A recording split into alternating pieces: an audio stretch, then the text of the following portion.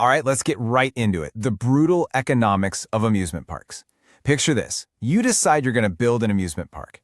On the surface, it sounds like literally one of the most fun businesses on earth, right? You find a plot of land, throw up some awesome rides, sell tickets, and just spend your days surrounded by roller coasters and happy families. What's not to love? Well, as we're about to see in this explainer, actually building and running one of these places, it's a massive, terrifying, and frankly brutally unforgiving financial undertaking.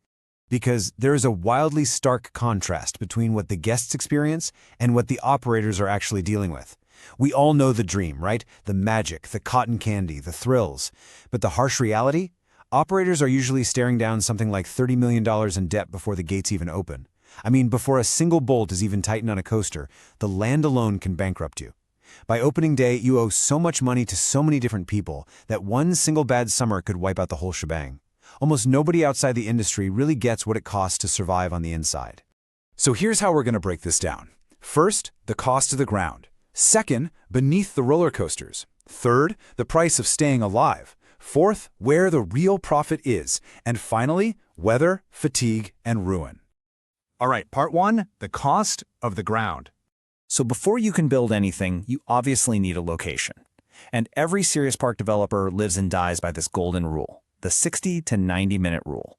You absolutely have to build within a 60 to 90 minute drive of a major city. Why? Well, think about it. If you build right inside the city, the land is way too small and ridiculously expensive. There's no room to grow. But if you go 3 hours out into the middle of nowhere, sure, the land's cheap, but you're completely invisible. No one's going to drive 3 hours for a regional park they've never heard of. You've got to find that perfect suburban sweet spot. And that sweet spot, it can still cost you anywhere from $3 to $15 million for a regional park, and up to $50 million for a massive destination resort. And hey, that's before environmental studies and traffic tests even let you touch a shovel. But wait, before you can even think about laying track for a coaster, you face another giant hurdle, parking. Let's say you're building a mid-sized regional park, and you're expecting around 15,000 peak visitors. You're going to need something like 4,000 to 5,000 parking spaces. When you do the math, adding in pedestrian pads and driving lanes, you're looking at 35 to 45 acres of flat paved land. Just picture that for a second. That is a massive footprint of really expensive land that brings in absolutely zero direct entertainment revenue when you start. It's literally just asphalt. You got to pave it, you got to maintain it, and you even have to hold extra land in reserve so that in 10 years, when you want to expand, some new housing development hasn't boxed you in. Moving right along to part two, beneath the roller coasters. Okay, I'm about to shatter a pretty major illusion here. Those shiny, massive new rides, they're actually not the most expensive part of building the park. It's kind of like an iceberg. A massive 60% of your construction budget is sunk into unseen civil infrastructure. See, when you build a roller coaster, you don't just, plop it down on the grass. You are driving these huge concrete piers 30 to 40 feet deep into the earth just so it can withstand millions of cycles of extreme stress. Plus, you have to build a dedicated megawatt electrical substation. Why? So your brand new magnetic launch coaster doesn't literally cause a brownout in the neighboring town every time it fires. Throw in all the drainage, underground utilities, hidden speakers, all that hidden infrastructure just eats up the lion's share of your cash.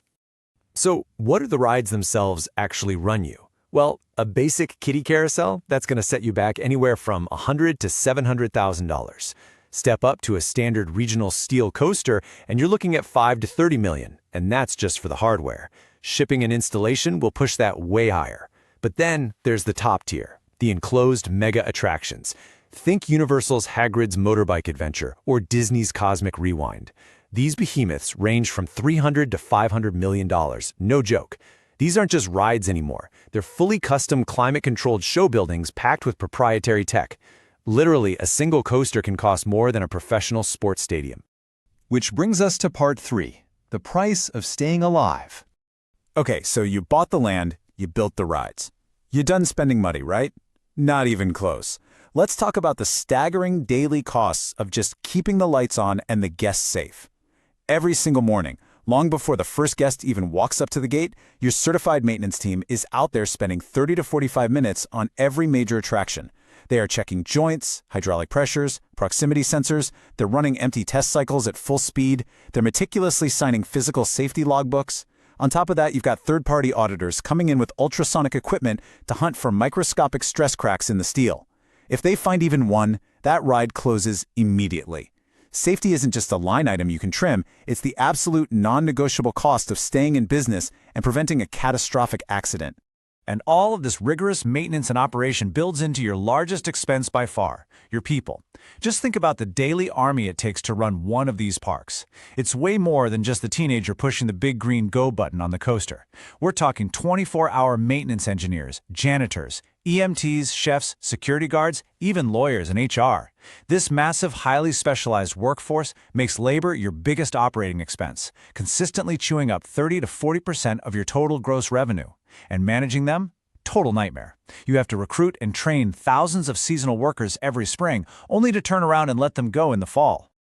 All right, part 4, where the real profit is. So, with all these astronomical costs, you're probably wondering, how does anyone actually make a dime? Well, it's a classic razor and blades business model. Most people just assume that a $120 admission ticket is where the park is raking in the cash. Actually, it's not. Sure, gate tickets generate about 65% of gross revenue, but that money, it's basically spent before you even arrive. It pays for all that massive fixed infrastructure, the utilities, the debt payments, and that huge army of labor we just talked about. 90%. That is the jaw-dropping profit margin generated by things like fountain drinks and popcorn.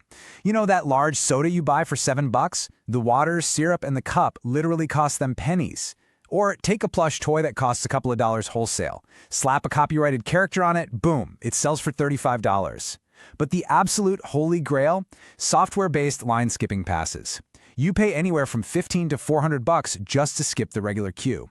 The coaster's already running, the staff is already paid, the park is open. The marginal cost of selling you that pass is absolutely zero. It is essentially 100% pure profit. And this right here is exactly why successful regional day parks try so hard to transform into full-blown resorts. When a guest visits for just the day, the park might capture, I don't know, $120 to $150 from them. But the second you build a hotel and create what's called a captive spending environment, the math just explodes. Now, 100% of that guest's vacation budget stays inside your ecosystem. No competing restaurants, no outside souvenir shops. Suddenly, you're capturing up to $500 per person. Plus, having a hotel acts as this amazing financial shock absorber when the weather turns bad, keeping guests spending money indoors even when the outdoor coasters are totally shut down. Which brings us to the final part of our explainer. Part 5, weather, fatigue, and ruin. These are the existential threats that can literally destroy a massive investment in a single bad season. There's a famous saying in the industry, the lights don't go off when it rains. That perfectly captures the sheer terror of park management. Your income is entirely dependent on having clear skies. If a thunderstorm rolls in, those outdoor coasters have to shut down immediately. But your massive fixed costs, salaries, property taxes, insurance premiums, millions in debt service, those never stop. You can bleed hundreds of thousands of dollars in a single rainy afternoon, and there is genuinely no foolproof way to hedge against it. And that crazy dependence on weather ties into a brutally unforgiving seasonal reality. Most regional parks are only open for about 120 to 180 days a year. Think about what that means. You have to generate enough net cash flow in just 6 months of summer operations to fund 12 full months of fixed financial obligations. It's crazy. This is exactly why parks lean so heavily into Halloween and Christmas shoulder season events now. They pull in a crowd that's usually a bit less price sensitive, and they are absolute financial lifesavers that help smooth out the cash flow during those long, dark winter months. But let's say you have perfect weather. You still have to fight another massive enemy, attraction fatigue. It turns out human beings habituate to thrills really quickly. A brand new signature coaster is mind-blowing the first time you ride it, but by the 10th time, it's just routine. Because of this, parks are forced to constantly reinvest 3 to 7% of their gross revenues into new headline rides every few years. If they don't, attendance starts to slip, margins compress, and suddenly they're in a financial death spiral where they literally can't afford new rides, which makes the park even less attractive. It's a treadmill. You have to spend constantly just to survive. To put this into perspective and show you just how razor-thin the margin for error really is, let's look at a hypothetical $60 million regional park.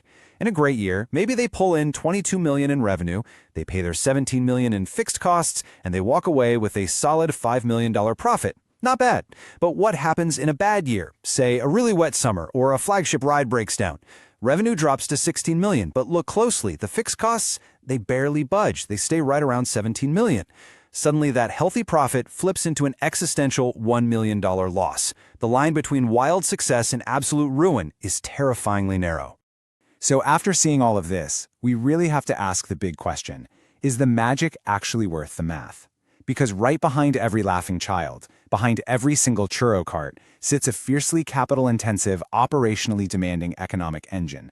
Running one of these parks requires mastering meteorology, hospitality, extreme engineering, and crowd psychology, all just to pay off the concrete buried underneath the tracks. The magic you feel when you're there, it's absolutely real, but the economics behind it are totally unforgiving. So next time you're tapping your card to pay $15 for a bucket of popcorn, ask yourself this. Are you just buying a snack, or are you literally the one keeping that roller coaster from going?